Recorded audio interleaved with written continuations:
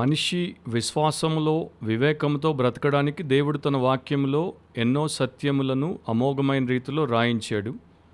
కొన్ని విషయాలైతే word pictures రూపంలో, అంటే పద చిత్రములు, పదములతో చిత్రములను గీసేటువంటి రూపంలో కూడా ఆయన రాయించి పెట్టాడు. ఎవరైనా సరే దేవుడి వాక్యాన్ని శ్రద్ధతో భక్తితో చదివినప్పుడు, లేక ఆసక్తితో చదివినప్పుడు దాంట్లో ఉన్నటువంటి సత్యములను వారికి ప్రత్యక్షపరుస్తాడు. అలా ఒక పాపికి సంబంధించి, ఒక సిన్నర్కి సంబంధించినటువంటి వర్డ్ పిక్చర్స్ కూడా బైబిల్లో అనేకం ఉన్నాయి. అండ్ ఈరోజు మనము ఒక 5 బ్రీఫ్గా చూస్తాం.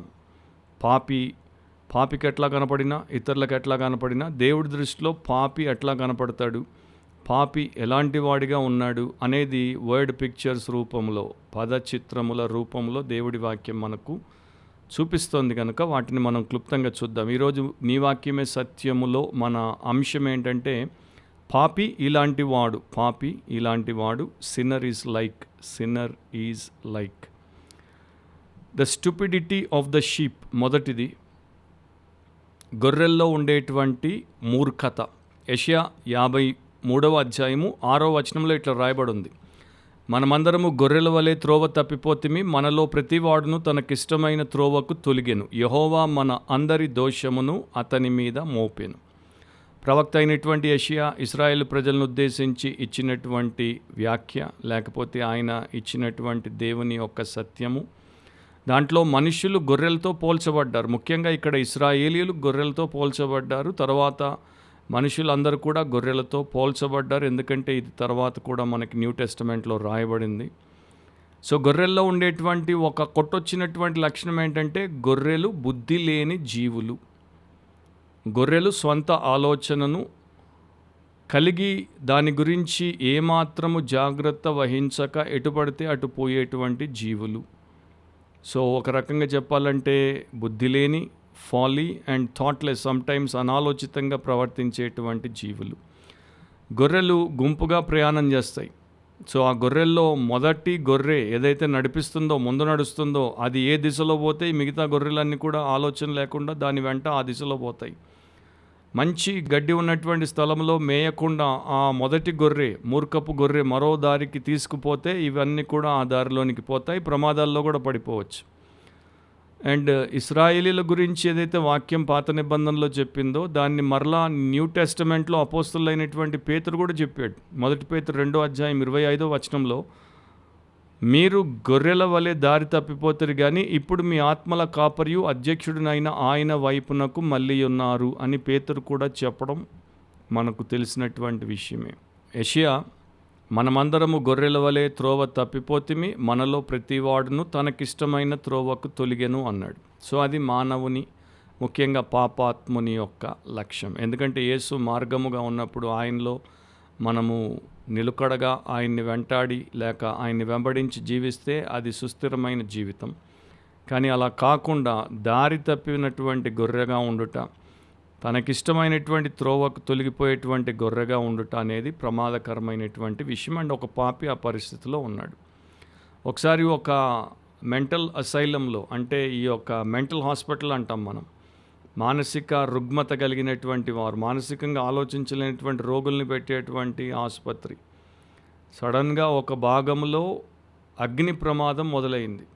సో అటువైపు నుండి అగ్ని విపరీతమైనటువంటి వేగముతో మొత్తం అంతటిని కాల్ చేసుకుంటూ వస్తుంది. అక్కడంతా మెంటల్ రోగులు ఉన్నారు. వారంతటా వారు ఏమీ చేసుకోలేరు, మతి స్థిమితం లేనటువంటి వారు. కనుక లోపల ఉన్నటువంటి స్టాఫ్ వాళ్ళని ఎంత వేగంగా బయటికి తీసుకొచ్చేద్దామని వారు శాయశక్తుల గదులన్నింటిలోనికి పరిగెత్తి అక్కడ ఉన్న వారిని బయటికి తీసుకుని వస్తున్నారు. ఆ క్రమంలో ఒక హాస్పిటల్ స్టాఫ్ ఒక గదిలోనికి పరిగెడితే ఆ గదిలో నేల మీద ఒక మతి స్థిమితం లేనటువంటి రోగి కూర్చున్నాడు. పైన ఆ యొక్క దూలాలు అంతా కాలిపోతున్నాయి. కాసేపట్లో కింద పడితే వాడి మీద పడితే వాడు కాలి బూడిదైపోతాడు. కానీ వాడు అసలు ప్రమాదం గురించి కానీ అగ్ని గురించి కానీ ఆలోచన లేకుండా వాటిని చూసి చప్పట్లు కొడుతూ కేరింతలు వేస్తూ సంతోషంగా త్వరగా త్వరగా త్వరగా అంటూ అరుస్తున్నాడు. అంటే త్వరగా కాలిపోవాలి, త్వరగా పడిపోవాలని. అది కాలి వాడి మీదే పడుతుంది, వాడిని కాల్చేస్తుంది, వాడు నాశనం అయిపోతాడు అన్నటువంటి ఇంగిత జ్ఞానం వాడికి లేదు. అది పాపి యొక్క పరిస్థితి, గొర్రె యొక్క పరిస్థితి. అట్లాంటి పరిస్థితిలో ఉన్నటువంటి వారిని వెతికి రక్షించుటకే తన కుమారుడైనటువంటి యేసును దేవుడు పంపాడు. అందుకని యెహోవా మన అందరి దోషము ఆయన మీద మోపెను అని అక్కడే రాయబడింది. రెండవ పిక్చర్ని చూస్తే the stubbornness of the ass, గాడిదకి లేక గాడిద పిల్లకు ఉండేటువంటి మొండితనం. యోబు 11వ అధ్యాయం 12వ వచనంలో, అయితే అడవి గాడిద పిల్ల నరుడై పుట్టిన నాటికి కానీ బుద్ధిహీనుడు వివేకి కాడు అనేటువంటి ఒక స్టేట్మెంట్ ఉంది, ఒక వ్యాఖ్యానం ఉంది. ఇది జోఫరు అనేటువంటి వ్యక్తి యోబును గురించి, యోబుకి జోఫర్కి మధ్యలో జరిగినటువంటి ఆ వాదములో యోబు ఎలాంటి వాడు అన్నదాని గురించి చెప్పినటువంటి ఒక స్టేట్మెంట్ అన్నమాట. సో యోబును జోఫర్ ఏమంటున్నాడు? బుద్ధిహీనుడు అంటున్నాడు, ఎంటీ హెడ్ అంటున్నాడు. అంటే ఖాళీ బుర్ర కలిగినోడు, లోపల ఏమాత్రం బుద్ధి లేనటువంటి వాడు, బుద్ధి కలిగి ఆలోచించినటువంటి వాడు. వారు ఇంకో రకంగా చెప్పాలంటే మొండివాడు, మూర్ఖత ఉన్నటువంటి ప్రతి ఒక్కడు మొండివాడు. అండ్ గాడిద మొండితనానికి ఒక చిత్రముగా మనకు కనబడుతుంది. కాబట్టి ఇక్కడ ఆయన వాడినటువంటి ఒక సామెత ఎట్లా ఉందంటే, బుద్ధిహీనుడికి వివేకము కలగడము ఎట్లాంటి అసాధ్యమైనటువంటి పని అంటే, ఒక అడవి గాడిద పిల్ల నరుడిగా పుట్టుట ఎంత అసాధ్యమో అంతే అసాధ్యం. అడవి గాడిద పిల్ల నరుడిగా పుట్టుట ఎంత అసాధ్యమో, ఇంపాసిబులో, అట్లాగే బుద్ధిహీనుడికి బుద్ధి రావడము కూడా అంతే అసాధ్యము అని జోఫర్ యొక్క అభిమతం. ఒకప్పుడు మానవ సమాజంలో ఎన్నో సామెతలు ఉత్పన్నమయ్యాయి. అట్లాంటి సామెతల్లో ఒక సామెత ఆంగ్లంలో ఇది కూడా చెప్పేవారు. అదేంటంటే, సర్పములను కుక్కలుగా మీరు సాధువుగా మారిస్తే బుద్ధిహీనులు బుద్ధిమంతులుగా తయారవ్వచ్చని. కాబట్టి ఇక్కడ ఈయన అడవి గాడిద పిల్ల నరుడిగా పుడితే కానీ బుద్ధిహీనుడు వివేకి కాడు అని జోఫర్ చెప్తున్నాడు. రెండూ అసాధ్యమని ఆయన చెప్తున్నాడు. అండ్ గాడిదకు ఉండేటువంటి ఒక లక్షణం ఏంటంటే మొండితనం. యోబు మొండివాడు కనుక యోబు మూర్ఖుడు అని ఆయన చెప్తున్నాడు. సో పాపాత్ముల్లో ఉండేటువంటి మొండితనం ఏంటో దాంట్లో మనకు కనబడుతుంది. మూడవది the subtlety of the serpent, సర్పానికి ఉన్నటువంటి కుయుక్తి. మత్తయి 23:33లో ప్రభు పలికాడు, సర్పములారా సర్ప సంతానమా నరక శిక్షను మీరు ఎలాగూ తప్పించుకొందురు. సో ఎవరిని అంటున్నాడు ఆయన? పరిసయ్యులను, శాస్త్రులను, సద్దుకయ్యులను. వారేమో మేము పరలోక పౌరులము, మేమే దేవుడి యొక్క ప్రియ జనాంగము, మేమే పరిశుద్ధులము, ప్రత్యేకించబడిన వారము అని మిడిసిపడుతూ ఉంటే, మురిసిపోతూ ఉంటే, వారిని ఆయన ఏమంటున్నాడు? సర్పములారా సర్ప సంతానమా నరక శిక్షను మీరు ఎలాగో తప్పించుకొందురు. మత్తయి సువార్తలోనే 3వ అధ్యాయం 7వ వచనంలో మొదటిసారి బాప్తిస్మం ఇచ్చి యోహాను ఈ మాటలు పలికాడు. అతడు పరిసయ్యుల్లోనూ సద్దుకయ్యుల్లోనూ అనేకులు బాప్తిస్మం పొందవచ్చుట చూచి, సర్ప సంతానమా రాబో ఉగ్రతను తప్పించుకొనుటకు మీకు బుద్ధి చెప్పిన వాడెవడు? మారు మనసునకు తగిన ఫలము ఫలించుడి అని ఆయన మొదట చెప్పాడు. దాని తర్వాత మరొకసారి యేసుప్రభు కూడా ఈ మాటలు చెప్పాడు. మత్తయి 12:34లో, సర్ప సంతానమా మీరు చెడ్డవారై ఉండి ఏలాగు మంచి మాటలు పలుకోగలరు? హృదయమందు నిండి ఉండు దానిని బట్టియే నోరు మాట్లాడును కదా. సో బేసికలీ సర్ప సంతానము, సర్పములారా అని వీరిని ఎందుకు అంటున్నాడంటే, వీరు కుయుక్తి పరులు, వీరు వేషధారులు, వీరు నటులు, వీరు భ్రష్టులు. అండ్ మొదటిసారి బైబిల్లో సర్పము గురించి ఎక్కడ రాయబడింది? ఆదికాండం 3వ అధ్యాయం 1వ వచనం. ఏమని రాయబడింది? దేవుడైన యెహోవా చేసిన సమస్త భూజంతువులలో సర్పము యుక్తి గలదై ఉండెను. అంటే సర్పము చాలా తెలివిగల జీవి, క్లెవర్గా ఉంటుంది. దాన్ని ఇంకొంచెం వివరించాడు అపోస్తలుడైన పౌలు 2వ కొరింథీ 11వ అధ్యాయం 3వ వచనంలో. సో ఆదికాండంలో యుక్తి అని ఉంది, కానీ యాక్చువల్గా కుయుక్తి అని పౌలు రాస్తాడు. సర్పము తన కుయుక్తి చేత హవ్వను మోసపరిచినట్లు మీ మనస్సులను చెరుపబడి క్రీస్తు ఎడలనున్న సరళత నుండి పవిత్రత నుండి ఎట్లయినను తొలగిపోవునేమో అని భయపడుచున్నాను. సో ఎవడైనా సర్పముతో, సర్ప సంతానముతో పోల్చబడ్డాడు అంటే కుయుక్తిపరుడు, కుయుక్తిపరురాలు, దగాకోరు, మోసపూరితమైన మనుష్యులు అని అర్థం. సో పాపాత్ములు వారి పాపమును ఒప్పుకొని విడిచిపెట్టకుండా ఇంకా కప్పుకుంటూ పాపమే లేనట్టు నటిస్తూ ఇంకా మోసాల్లో మునిగి తేలుతూ ఉంటారు, మరణానికి పోతారు. అందుకని ప్రభు వీరిని అన్నాడు, నరకపు శిక్ష నుండి మీరు ఎలాగో తప్పించుకుంటారు. ఇక 4వది the swallowing of the dog. సామెత 26:11లో ఉంది, తన మూఢతను మరలా కనపరచు మూర్ఖుడు కక్కిన దానికి తిరుగు కుక్కతో సమానుడు. సో ఇక్కడ పాపి కుక్కతో సమానుడిగా పోల్చబడ్డాడు.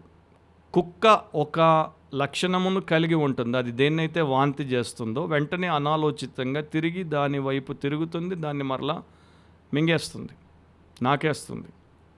సో తన మూఢతను మరలా కనపరిచేటువంటి మూర్ఖుడు. అంటే ఒక ఫూల్ చేసిన తప్పునే మరలా చేస్తాడు, రిపీటెడ్గా చేస్తాడు. ఒకసారి రెండుసార్లు కాదు, చేస్తూనే ఉంటాడు. అట్లాంటి వాడు ఎవడు అంటే కుక్కతో సమానం అంటున్నాడు. తన వాంతికి తిరిగిన కుక్కతో సమానుడు.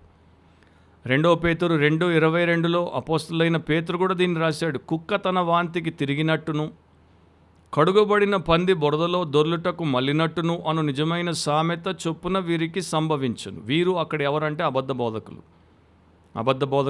ఆ యొక్క 2 పేతురు 2లో తన వాంతి వైపుకు తిరిగిన కుక్కతో, బురదలో దొర్లేటువంటి పందితో పోల్చబడ్డారు. సో ఒకసారి తప్పు చేయడం, తర్వాత తెలుసుకొని మానడం అది మానవ లక్షణం. అందరూ తప్పు చేస్తారు. It is human to err but it is devilish to repeat అన్నాడు ఒక ఆయన. అంటే తప్పు చేయడం మనిషికి అలవాటే, కానీ మరలా చేయడం సైతాన్ లక్షణం. ఎందుకంటే సైతాన్ ఎప్పుడు చేసేది తప్పే, పదే అదే పాపం చేస్తూ ఉన్నాడు. అందుకనే సైతాన్ లేక సాతాన్. సో కుక్క ఎట్లా ఉంటుందో పాపాత్ముడు కూడా అట్లాగే ఉంటాడు. తాగుబోతూ నిరంతరం ఎందుకు బాటిల్స్ తాగుతూ ఉంటాడు? పొగ తాగేవాడు స్మోకర్ ఎందుకు పెట్టెలు సిగరెట్లు తాగుతూ ఉంటాడు? వ్యభిచారి ప్రతినిత్యం ఎందుకు వ్యభిచార కొంపలకు పోతూ ఉంటాడు? సినిమా చూసేవాడు ఇక నేను చూడొద్దు, నేను ఇది చెయ్యొద్దు అనుకుంటాడు, కానీ మళ్ళా ఎందుకు చూస్తాడు? ఇట్లా ఈ ప్రకారం ప్రతి వ్యసనంలో ఉన్నటువంటి పాపి కుక్కతో సమానం, తన వాంతి వైపుకు తిరిగే కుక్కతో సమానం. దాంట్లో ఉన్నటువంటి అపవిత్రత వాడిలో కనబడుతుందని బైబిల్ చెప్తోంది. ఇక చివరిది 5వది ఏంటంటే the scheming of the pox. నక్క జిత్తులు అని అంటాం మనం. సో నక్కలకి జిత్తుల మారి నక్కలు అని, గుంట నక్కలు అని పేరు ఎందుకు పెట్టారంటే అవి అట్లాంటివి. లూకా 13:32లో ప్రభు చెప్పాడు, ఆయన వారిని చూచి మీరు వెళ్ళి ఆ నక్కతో ఇలాగూ చెప్పుడి, ఇదిగో నేడును రేపును నేను దయ్యములను వెలగొట్టుచు రోగులను స్వస్థపరచుచు నుండి 3వ దినమున పూర్ణ సిద్ధి పొందెదను. ఇవి యేసుప్రభు పలికినటువంటి మాటలు. సందర్భం ఏంటంటే పరిసయ్యులు ప్రభు దగ్గరికి వచ్చారు. 31వ వచనంలో, ఆ గడియలోనే కొందరు పరిసయ్యులు వచ్చి నీవిక్కడ నుండి బయలుదేరి పొమ్ము, హేరోదు నిన్ను చంపగోరుచున్నాడని ఆయనతో చెప్పగా. సో ఒక వార్త మోసుకొని వచ్చారు, హేరోదు నిన్ను చంపాలనుకుంటున్నాడు, బాప్తిస్మం ఇచ్చి యోహాను తల తెగ్గొట్టించిన ఆయన ఇప్పుడు నిన్ను కూడా చంపాలనుకుంటున్నాడు, కనుక ఈ ప్రాంతాన్ని వదిలేసి వెళ్ళిపో. వీళ్ళు పరిసయ్యులు హేరోదు కన్నా ఎక్కువ పగబట్టుకొని కూర్చున్నారు, యేసు ప్రాణాలు ఎప్పుడు తీసేద్దామా అని. కుట్రదారులు వీళ్ళు. సడన్గా యేసుప్రభు దగ్గరికి వచ్చి ఆయనకి మంచి వార్త ఎట్లా చెప్తారు? వీరికి ఒక దుర్బుద్ధి ఉంది. వీరు హేరోదుతో జతగలిపి హేరోదు వైపున వచ్చి చెప్తున్నటువంటి మాటలు ఇవి. యాక్చువల్గా పరిసయ్యులకి హేరోదు సంబంధులకి పడదు. కానీ మీరు మార్కు 3:6 చదివితే పరిసయ్యులు వెలుపలికి పోయి వెంటనే హేరోదీయులతో కలుసుకొని ఆయన నేలాగు సంహరింతుమా అని ఆయనకు విరోధముగా ఆలోచన చేసిరి. ఇప్పుడు నాకు నీకు ఒక ఆయన శత్రువు అనుకో, ఆయన్ని తుదముట్టించడానికి మన ఇద్దరి మధ్యలో ఉన్న శత్రుత్వాన్ని వదిలేసి మన ఇద్దరం స్నేహితులం అయిపోతాం. సో అట్లా హేరోదుతో పరిసయ్యులు కలిశారు అండ్ ఇద్దరు యేసును తుదముట్టించాలనుకుంటున్నారు. కనుక ఆ టైంలో యేసుప్రభు హేరోదును నక్క అని పిలిచాడు. సో నక్క అని పిలిచినప్పుడు అర్థం ఏంటి? తెలివి కలిగినటువంటి వాడు, జిత్తుల మారివాడు, మోసగాడు, నమ్మదగనటువంటి వాడు అని అర్థం. రబనిక్ లిటరేచర్లో అంటే యూదుల యొక్క రాబాయిల యొక్క సాహిత్యంలో నక్కకి వారు మరి లో కన్నింగ్ అంటే అత్యంత హేయమైనటువంటి కుట్ర పన్నేటువంటి జంతువు అని వారు దాన్ని పెట్టేశారు. సో వారు అక్కడ ఇంకొక మాట కూడా అంటారు, మీరు సింహం యొక్క తోకగా ఉండొచ్చు కానీ నక్క యొక్క తలగా ఉండొద్దు అంటారు ఒక మనిషిని సామెత రూపంలో. మీకు అవకాశం వస్తే సింహానికి తోకలాగా ఉండండి కానీ నక్కకి తలకాయలాగా ఉండొద్దు. కానీ ఇప్పుడు పాపులందరూ నక్క తలకాయలాగా ఉన్నారు. సో హేరోదుని నక్క అంటున్నాడు. ఎందుకంటే హేరోదు బాప్తిస్మం ఇచ్చి యోహాను బోధ విన్నాడు. బాప్తిస్మం ఇచ్చి యోహాను బోధలో చేయబడినటువంటి హెచ్చరికను విన్నాడు. అదేంటి? నీ సహోదరుడి యొక్క భార్యను నీవు ఉంచుకున్నావు, నువ్వు వ్యభిచారం చేస్తున్నావు, అది వివాహం కాదు, నువ్వు పాపాత్ముడవు, మానే ఆ పాపం అంటే విన్నాడు. హేరోదు బాప్తిస్మం ఇచ్చి యోహాను చంపే ధైర్యం చేయలేకపోయాడు, కానీ హేరోదియా పగబట్టింది, చంపించేసింది. సో హేరోదు వేషధారి, హేరోదుకి వాక్యం తెలిసినా నమ్మకుండా ఉన్నటువంటి నక్క, హేరోదు నరకానికి పోయేటువంటి నరక పాత్రుడు. కనుక ప్రభు అంత గట్టిగా చెప్పాడు. అండ్ హేరోదుకి యేసు తన ప్రాంతంలో ఉండడం ఇష్టం లేదు, అందుకని అక్కడ నుండి వెళ్ళగొడదాం అనుకుంటున్నాడు. అండ్ పరిసయ్యులకి యేసు ప్రభువుని గలిలయ ప్రాంతం నుండి యూదయ ప్రాంతానికి తీసుకెళ్ళిపోతే, యూదయ యెరూషలేం వారి యొక్క స్థావరం, అక్కడ వారి సామ్రాజ్యం ఉంది, అక్కడ వారి సామర్థ్యం, అక్కడ వారి యొక్క ఆలోచనలు నెరవేరుతాయి. అందుకనే యేసును అక్కడికి తీసుకుని వచ్చేస్తే యేసు అంతాన్ని చూడొచ్చు. కానీ ఆయన ఎవరికి అవకాశం ఇవ్వడు, ఎవరి మాట ప్రకారం నడవడు. ఎందుకంటే ఆయన దేవుడి చిత్తానికే లోబడతాడు. 33లో అంటాడు, ఆయనను నేడు రేపు ఎల్లుండి నా త్రోవని నేను పోవచ్చుండవలను. ఈరోజు రేపు ఎల్లుండి నా త్రోవని నేను పోతాను. ఎందుకంటే ఈరోజు రేపు ఎల్లుండి నా టైం టేబుల్ దేవుడు పెట్టాడు, హేరోదు కాదు, ఫారిసీస్ కాదు. ప్రవక్త యెరూషలేమునకు వెలుపల నశింప వల్ల పడదు. ఎందుకంటే ప్రవక్త యెరూషలేంకే వస్తాడు, అక్కడే తీర్పు తీర్చబడతాడు. అక్కడే ఇలాంటి పాపాత్ములందరి కొరకు మనం ఇప్పుడు దాకా చూసినటువంటి 5 రకముల పాపాలు, ఇంకా అనేక రకాల పాపాత్ములందరి కొరకు ప్రాయశ్చిత్తార్థమై ప్రభు అయిన యేసు సిలువలో మరణించి సమాధి చేయబడి 3వ దినమున తిరిగి లేస్తాడు. గ్రీకులకు ఒక విశ్వాసం ఉండేది, మూఢ విశ్వాసం. అది జూపిటర్ అనేటువంటి వారి దేవత విగ్రహాన్ని వారు ఆరాధించడానికి ఆ దేవాలయానికి వెళ్ళినప్పుడు సాలీడ్లు జూపిటర్ యొక్క ముఖం మీద, కంటి మీద అవి గూళ్ళను పెట్టేసుకుంటే వీరికి సంతోషం భక్తులకి. ఎందుకంటే మా దేవత యొక్క కళ్ళను సాలీడ్లు కప్పేసాయి, కనుక ఆయన మా పాపాలు చూడలేడు, అందుకని మేము నిర్భయంగా పోయి మొక్కేసి రావచ్చు అనుకునేవారు. సో ప్రపంచంలో చాలామంది దేవతలు, దేవుళ్ళకి కళ్ళు అందుకనే కప్పు ఉంటాయి. కానీ మన దేవుడు అట్లాంటి విగ్రహాలతో సమానుడు కాదు. విగ్రహాలకు కళ్ళుండి చూడవు, చెవులుండి వినవు, నోరుండి మాట్లాడవు, అవి ఏమీ చేయవు, అవి జీవము లేనివి. కానీ దేవుడు సజీవుడు, దేవుడు సార్వభౌముడు, దేవుడు సర్వశక్తుడు, దేవుడు సర్వజ్ఞాని, దేవుడు సర్వవ్యాపి, కనుక సమస్తమును చూస్తాడు. అందుకనే దేవుడు మానవుడి యొక్క జీవితాన్ని చూశాడు, పాపి హృదయాన్ని, వ్యక్తిత్వాన్ని చూశాడు. కనుకనే ఇంత వర్ణన ఇచ్చాడు, పాపాత్ముడు ఇట్లా ఉన్నాడు నా దృష్టిలో. కానీ దేవుడు పాపిని చూసి పాపిని నాశనానికి తీసుకెళ్ళడానికి బదులు వాడిని నిత్య జీవానికి రక్షించి తీసుకురావడానికి తన కుమారుడైనటువంటి యేసును తెచ్చాడు. సో యేసు ప్రభునందు విశ్వాసం ఉంచి పాపం ఒప్పుకొని పాప క్షమాపణ పొందుట ద్వారా రక్షించబడవచ్చు. ఇలాంటి వారందరూ రక్షించబడవచ్చు. ఈ యొక్క 5 రకాల్లో మీ రకం ఏ రకమో నాకు తెలియదు. ఒకవేళ అట్లా ఉంటే మీరు రక్షించబడవచ్చు. రక్షించబడకపోతే ఇక నిత్య నరకానికి, నాశనానికి పోవడం వారి స్వంత నిర్ణయమే అవుతుంది. సో ఏ ఒక్కరూ అలా పోకుండా, ఏ ఒక్కరూ ఆ ప్రకారమైనటువంటి, అంటే బుద్ధి లేనటువంటి గొర్రెగా, లేకపోతే మొండి గాడిదగా, లేకపోతే కుయుక్తి గల సర్పముగా, లేకపోతే తన వాంతికి తిరిగేటువంటి కుక్కగా, 6 జిత్తుల మారి నక్కగా ఉండక ప్రతి ఒక్కరూ రక్షించబడి మంచి కాపరి యొక్క మంచి గొర్రెగా ఉంటే ఎంత శ్రేష్టం, దేవుడిని మహిమపరిస్తే ఎంత ధన్యం. అలాంటి కృప మీకు, మీ కుటుంబానికి, మీ సంఘానికి దేవుడు అనుగ్రహించునుగాక. నీ వాక్యమే సత్యం, దాన్ని ఎప్పుడు మనం విస్మరించకూడదు, దాన్ని విశ్వసించటం మనకు ధన్యత. ఎందుకంటే ఈ లోకంలో ప్రతిదీ అసత్యం, దేవుడి వాక్యమే సత్యం. మీ ఆత్మలకు ప్రభు అయిన యేసుక్రీస్తు యొక్క శక్తిగల కృప ఇప్పుడు ఎల్లప్పుడూ సదాకాలం తోడైండునుగాక. ఆమేన్.